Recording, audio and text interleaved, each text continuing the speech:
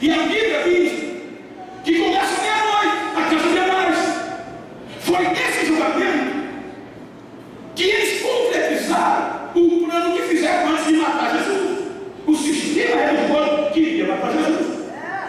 E para matar Jesus, tinha que ter acusação substancial. No julgamento judaico da primeira noite, na meia-noite, entrando pela madrugada, acusaram Jesus de blasfêmia. Por quê? Ele se disse aqui, blasfêmia, mas não é suficiente. Veja que depois daqui, ele vai para a casa de Caifás. E na casa de Caifás, eles tentam subornar pessoas testemunhas falsas para testemunhar contra ele, mas não apareceu ninguém. Aí vai o dia, aí vai para o sinédrio. E quem fazia parte do sinédrio? Anciões, sumo sacerdote e os mestres de Esther. Então eles ratificam a acusação da meia-noite. Ele blasfemou, leva para Pilatos. E Pilatos, nesta acusação, não podia corroborar, porque isso não era suficiente para crucificar. E Roma não tinha nada a ver com isso. Aí eles apresentaram outra acusação de sedição. Ele está planejando contra o governo. Aí aqui Roma entra. Enfim, Jesus é condenado. O que eu acho, muitas vezes as pessoas perguntam também, não chorar comigo. Ai, menina, se pode não chorar, meu irmão.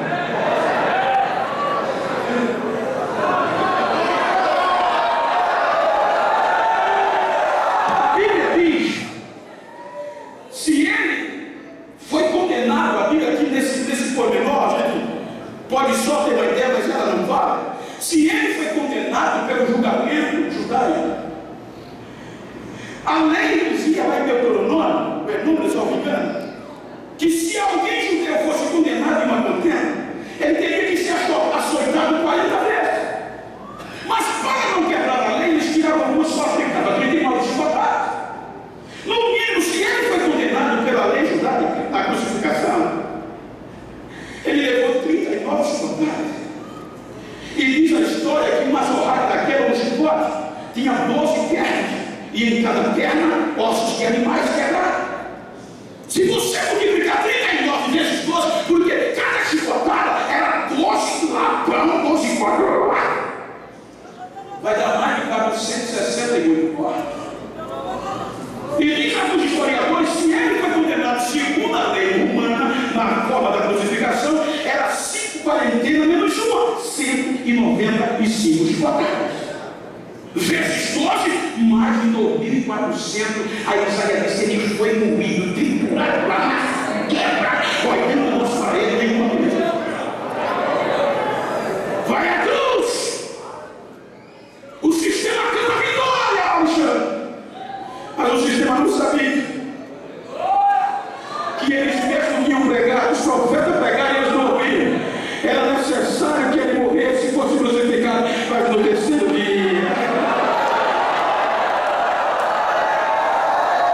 Terceiro dia ele surge. Quando ele surge no terceiro dia, aqui está o que está no hino oficial da festa. Ele aparece à igreja e ele ousado ainda diz: todo o poder foi lhe dado no céu. E veja que aqui você não vê Prince, por favor. Você não vê Odisseia? Não, é imperativo. Avance. Faça o discípulo de todas as nações. E eu estarei convosco todos os dias até a consumação do céu. Deixa uma promessa. Para onde eu for, vocês não podem agora. Mas eu vou. Vou quebrar protocolo. Vou preparar a morada. E voltarei. E quando eu for, voltarei outra vez. E levarei vocês para mim.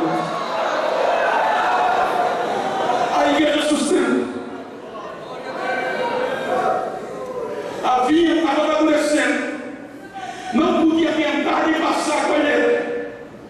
Aí o texto diz que o dono da vinha sai às 6 e a 9 horas. O período de 9 às 3 horas. aonde o sol é mais quente. Eu sofri muito, porque desde os 12 anos até os 17 eu trabalhava. E só sabe o que é agricultura quem já viveu. Não tinha direito de comer, porque levava um lanche naquela lata de leitinho, a pressão, quando ia comer, lá para 10 horas, estampava, a tampa voava quase de apertar.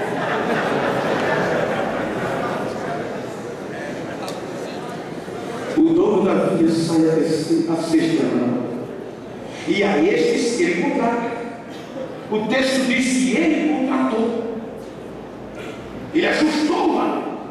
E a lei dizia que qualquer contratante teria que, no final do dia, a lei de Moisés está escrito, tinha que pagar, porque o contratado era pobre.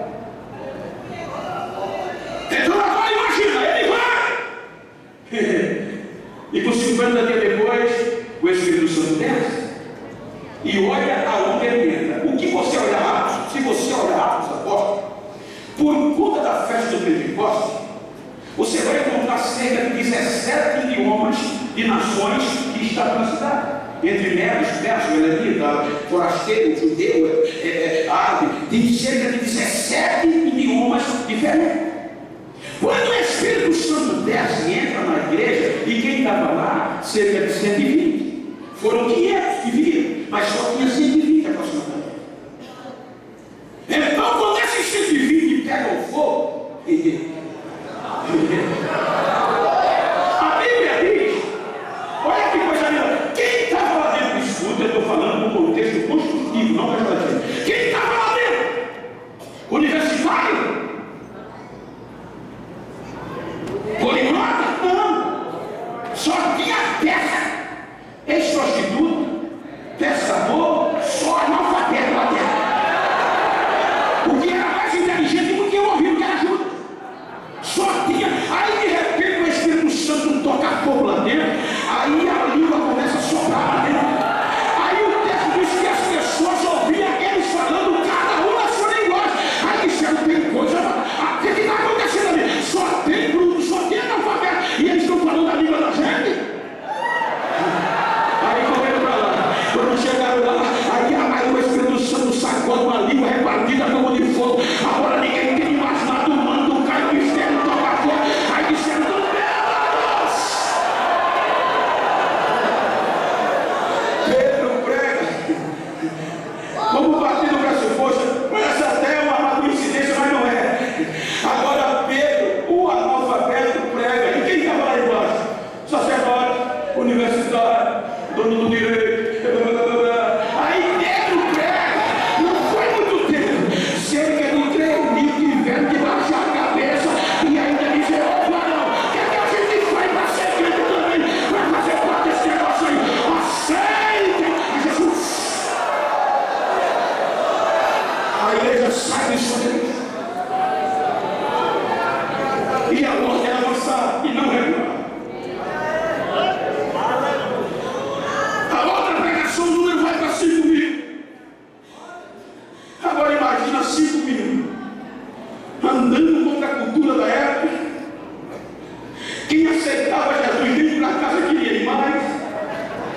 Os crentes não mandavam atrás do milagre na casa da igreja de ninguém, porque a Bíblia diz que era um milagre de carrinho atrás dos crentes. O milagre saia onde tem um crente, eu vou pegar ele, eu vou pegar. Os milagres seguiam aqueles que criam.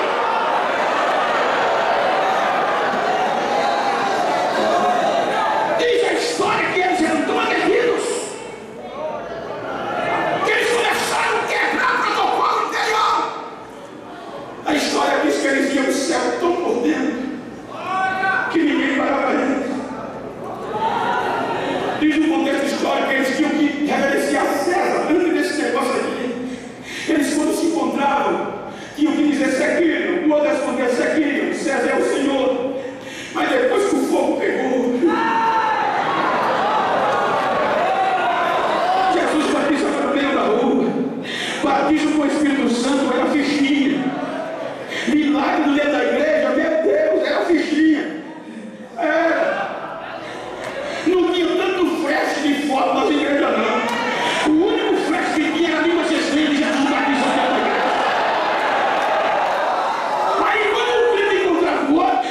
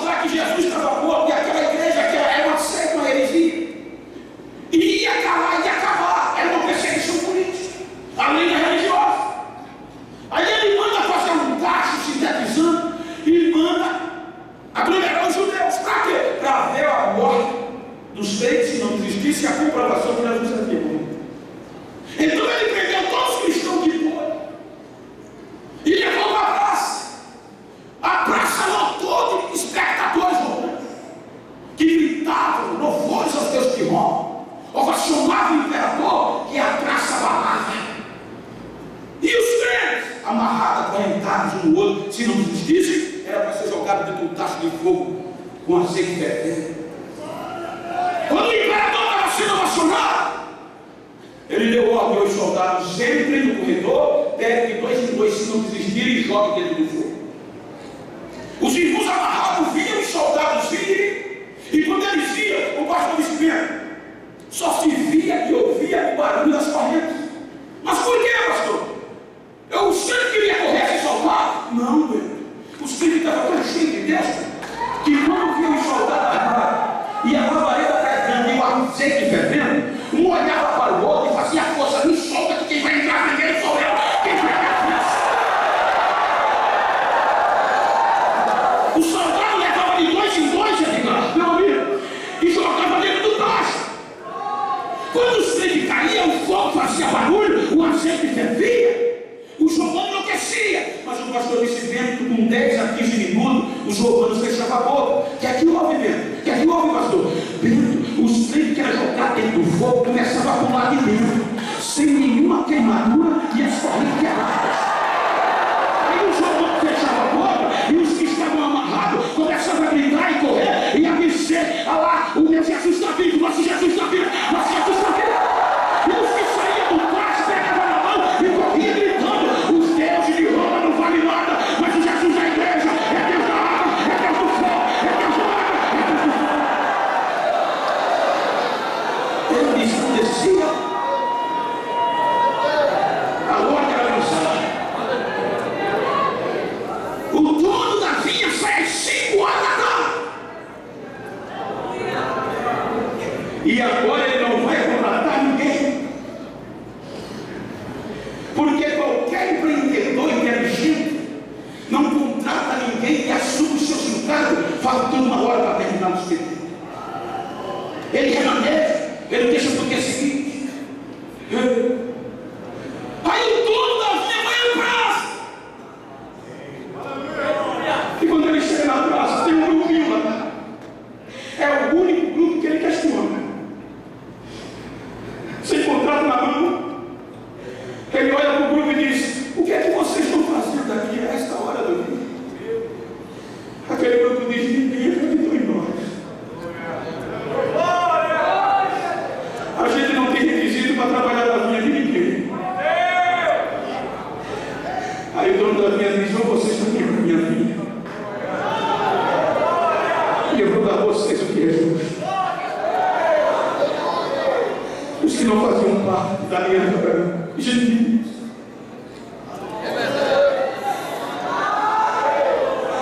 Os trabalhadores da última hora. Já viu ele já hoje? Dá uma olhadinha para a tua direita, para a tua esquerda. Diga para ele: agora falta menos de uma hora.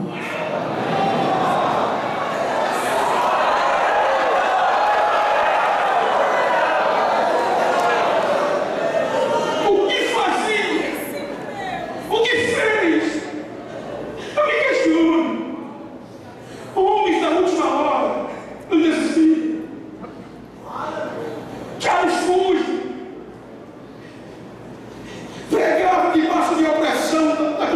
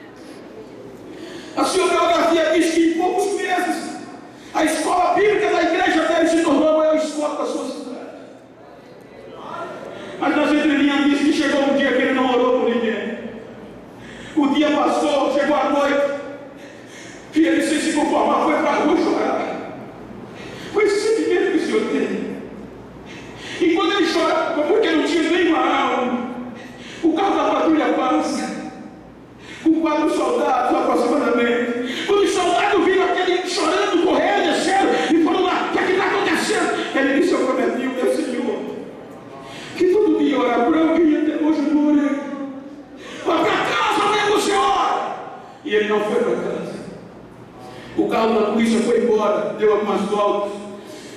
No segundo quarteirão a chama pegou os soldados e os soldados começaram a chorar. E vieram de fazer a volta da viatura e chegaram, foi aquele moço, foi aquele. Quando chegaram lá ele estava chorando, os soldados desceram já gritando, para de chorar, essa chama pegou a nós e a gente quer aceitar o teu Jesus como Salvador da nossa vida. Eu te dizer que homens, década de 40, um grupo de seminaristas foram visitar a casa de John Wesley. O que faz esses homens avançar? Depois de visitarem todos os comportamentos, depois de ver a cadeira, a escrivania, a sala, volta para o ônibus. E quando chega no ônibus, faltava um aluno. Então volta, vamos procurar. Quando chegaram na cadeira que John Wesley orava, tinha um jovem lá. Senhor, tu usaste John Wesley, faz de novo, Senhor, eu estou aqui. Faz de novo. O professor botou a mão no ombro e disse, Guilherme, nosso ônibus está indo embora.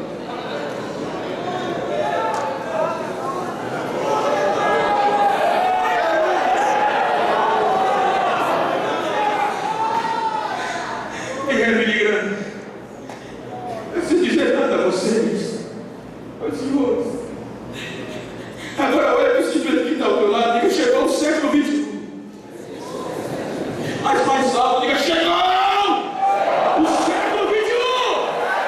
Diga para ele, agora é a nossa vez.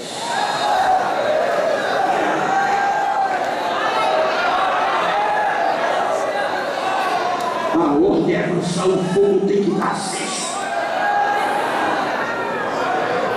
Independente das circunstâncias, independente da pós-modernidade, independente do século XXI estar além. Eu ouvi Augusto Cury falando esta semana que as crianças hoje de 7 anos têm mais conhecimento do que o imperador romano. Ou seja, no meio desse avanço todo, o inferno, a história, o mundo tem que saber que ainda tem uma igreja viva de pé. Jesus ainda batiza, ainda tem crente esperando o arrebatamento da igreja. O negócio está tão sério. Eu terminei a convalidação de bacharel pela UFRJ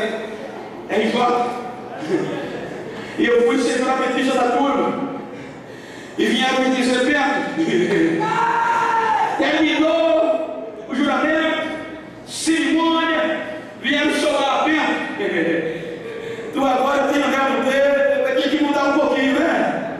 Como? Tu chora muito. E é feio fazer assim, ó. Se por acaso pingar lágrima, tu tem que enxugar aqui, ó. Sua demais, não pode suar. Século XXI, há muitos universitários na igreja. Então tu evita falar línguas estranhas quando estiver pregando. Tu tem que compor, se bem, tu pode andar para lá e para cá. Tem que começar frio e terminar gelado a partir de agora, tá certo? Ah, doutor, dá para mim não. Mas por quê? Eu sou da Assembleia de Deus, eu sou do povo do Pentecostes. E não vai parar. Cadê a geração que não vai deixar a não parar? Cadê a geração do Pentecostes?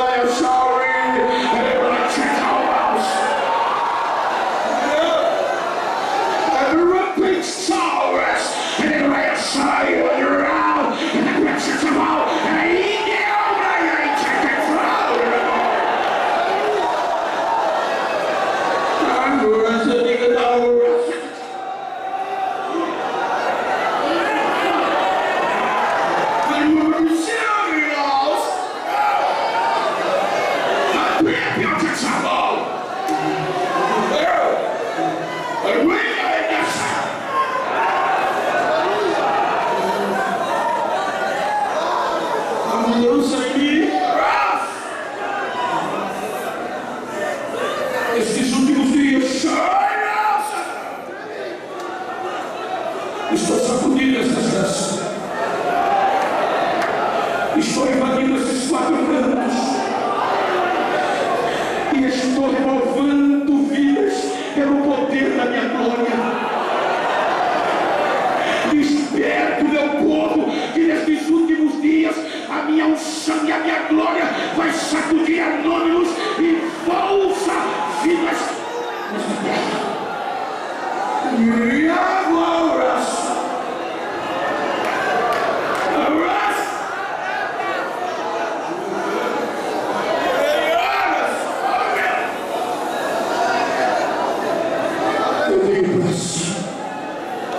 eu tenho pressa em fazer algo grande novo no meio do meu povo.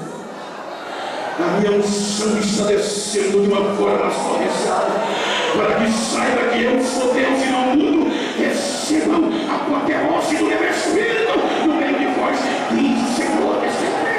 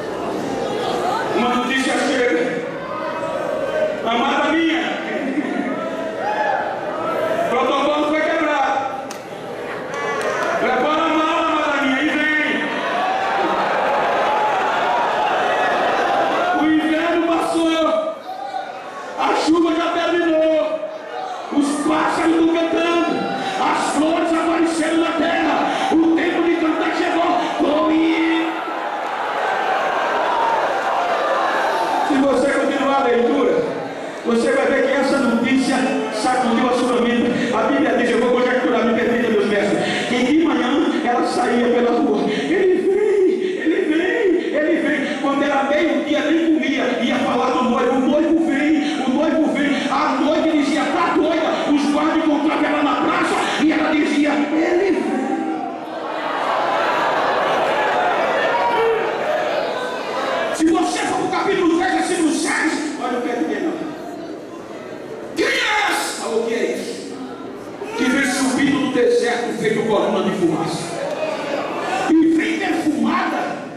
o mirra, o incenso e toda sorte de coisa aromática. E tem mais, os melhores soldados de Israel estão com as espadas na bainha para guardar.